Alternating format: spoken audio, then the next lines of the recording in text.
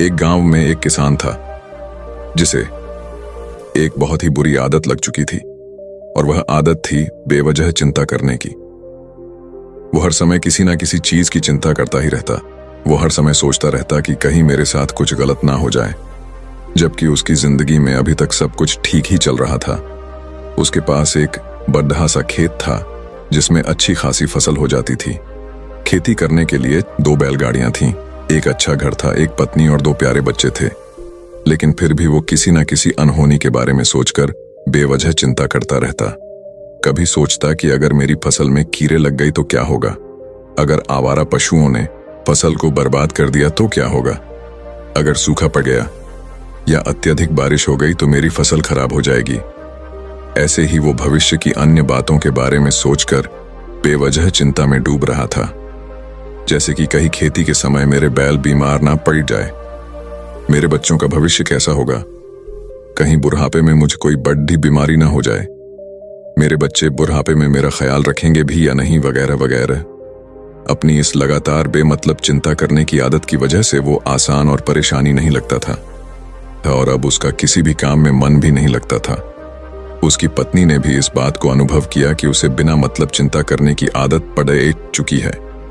उसने उसे कई बार समझाने की कोशिश भी की, तुम बेवजह चिंता करना छोड़ दो, लेकिन उसके समझाने का कोई मतलब नहीं रहा। उसे पता चला कि नगर में एक महात्मा आए हैं जिनके पास सारी समस्याओं का हल है। फिर एक दिन वो उसे लेकर एक बौद्ध भिक्षु के आश्रम में पहुंची। बौद्ध भिक्षु बहुत ही बुद्धिमान और ज्ञानी व्यक्ति थे।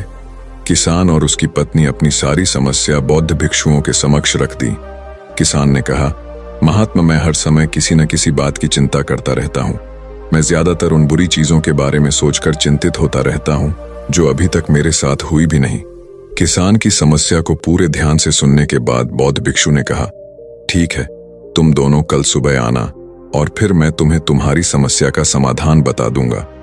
अगली सुबह जब किसान और उसकी पत्नी बौद्ध भिक्षु के आश्रम में पहुंचते हैं तो देखते हैं कि बौद्ध भिक्षु बहुत ही चिंतित अवस्था में जमीन पर पालथी मारकर बैठे हुए हैं और उनके सामने एक दूध से भरा गिलास रखा हुआ है।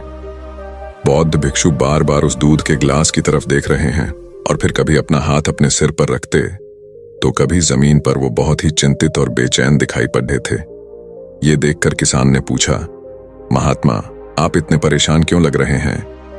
आपके समक्ष दूध रखा है, आप इसे पी क्यों नहीं लेते?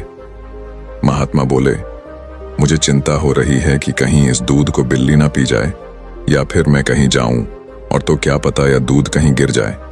मैं दूध को पीना तो चाहता हूं लेकिन मेरा भी मन नहीं है। मैं तो यही सोच रहा हूं कि अगर ये दूध खराब हो गया या कोई गंदी चीज इस पे पच गया तो फिर क्या होगा? इतना सुनकर किसान जोर जोर से हंसने लगा। किसान ने हंसते हुए कहा, इसमें इतनी चिंता करने वाली कौन सी बात है? ये दूध ही तो है। अगर इसे बिल्ली ने गिरा दिया या ये खराब हो गया या फिर किसी ने इसे पी लिया तो क्या हो गया?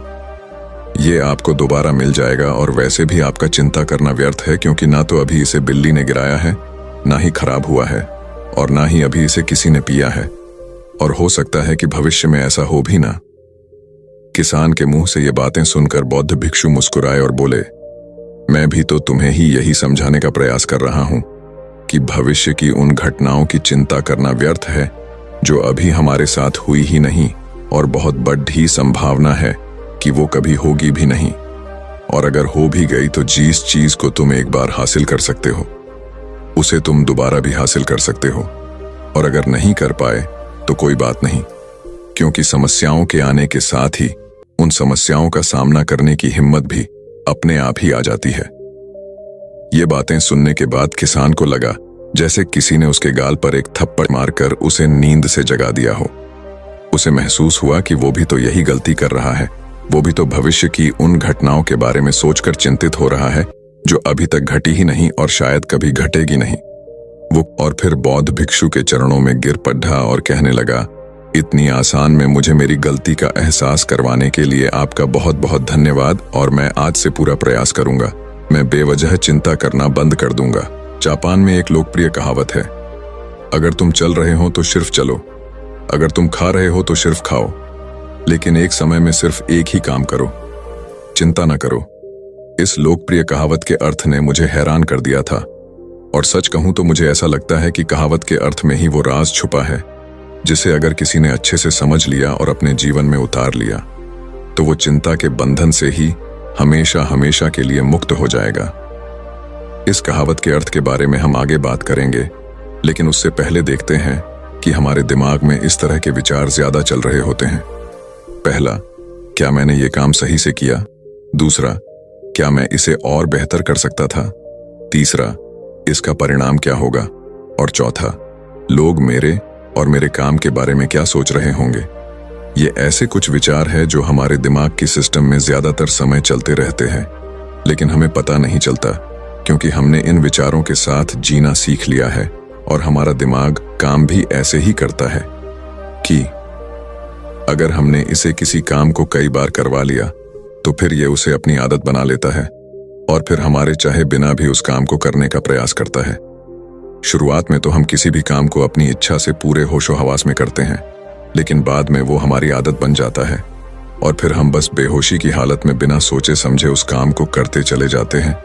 जब एक बच्चा छोटा होता है तब उसे पता नहीं होता कि चिंता क्या है, लेकिन जैसे ही वो बड़ा होता है माँ बाप कहना शुरू कर देते हैं, बेटे आपको होमवर्क करना है, आपको उसकी चिंता नहीं हो रही, आपके एग्जाम आने वाले हैं, आपको उसकी चिंता करनी चाहिए। और ऐसे ही न जाने कितनी सारी चीजों के लिए बच्चों के आसपास के लोग उसे चिंता करने के लिए कहते हैं और वो छोटा बच्चा इस बात को मान लेता है। ये अच्छा, किसी भी काम को करने के लिए हमें उसकी चिंता करनी पड़ती है और फिर वो भी किसी काम की घटना के बारे में बार बार सोचने लगता है। शुरुआत में तो वो ये काम जानबूझकर करता है, लेकिन धीरे धीरे उसका मन इसे अपनी आदत बना लेता है और फिर ना चाहते हुए भी उसका मन एक ही विचार के बारे में बार बार सोचता रहता है और फिर वो अपनी पूरी जिंदगी चिंता के इस जाल में फंस कर रह जाता है। लेकिन अब प्रश्न ये उठता है कि इसका समाधान क्या है? तो इसका समाधान है ऊपर बताई गई जिन कहावत का अर्थ यानी जागरूकता। हमें अपने विचारों के प्रति जागरूक होना पड़ेगा। हमें थोड़ी देर रुककर इस बात पर ध्यान देना होगा कि कहीं हम ना चाहते हुए भी एक ही घटना के बारे में तो बार बार नहीं सोच रहे हैं।